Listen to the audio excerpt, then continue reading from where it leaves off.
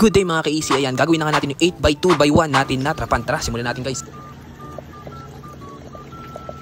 Una mga ka-easy sa listahan natin ay ang mga PVC connector. Ang sukat nga pala nito ay 200mm o 1/2. Kinakailangan din natin ng cable tie at syempre ang ating PVC mismo. Ang sukat ng bawat isa nito guys ay 4 meters. Isa sa mga goal natin dito guys ay makapaglagay ng submersible pump para sa ating aeration. At may bago tayong ilalabas na product guys, which is yung solar powered bubble maker. Abangan nyo yun guys dahil game changer yun, dahil hindi nyo na kailangan ng kuryente para magkaroon ng aeration. Napaka-organic nun guys dahil kailangan lang natin ay araw, sikat ng araw guys. At sa yugtungan nito guys ay kinokontinue natin yung ating installation. At sa yugtungan nito guys ay nilalagyan natin ng teflon tape para naman matibay ang ating brace. So ay mga ka-easy, idudugsong lang natin tong PVC natin na merong tinatawag nating seal tape. Ayan, dudugsong-dugsongin lang natin yan hanggang sa mabuo natin yung pinaka-brace natin. Papakita ko sa inyo mamaya guys.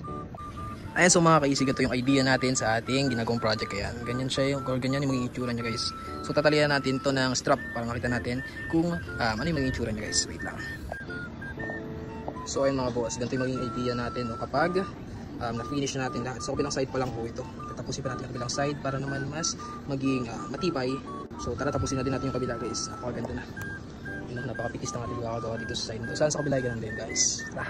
Mga boss, doon na tayo sa paggawa nito. Pero ayan, tapos na 90% na tayo. Tapos tutubigan na lang natin yung mga boss at yung piping ng ating submersible pump para naman all goods yung tubig natin kailangan guys. So ayun mga boss, no, ito na nga yung ito yung magsisilbing filter natin. Nalagyan ko na yan ng mga layers para hindi mapasok yung mismong butas ng mga bato. Napatuloy na natin yung guys. At ito yung hinanap na kasan ng tubig natin syempre para naman balance. Ayan yung at ito pa guys yung isa, no? Ayan, dito pa yung pressure. Ayan yung dyan dadalo yung tubig papasok. Tapos dito mag-flow. Ayan, babagsak dito. Ayan guys, dito tapos dito tutuloy yan. And then yung mga locks dyan, tapos dyan tutuloy.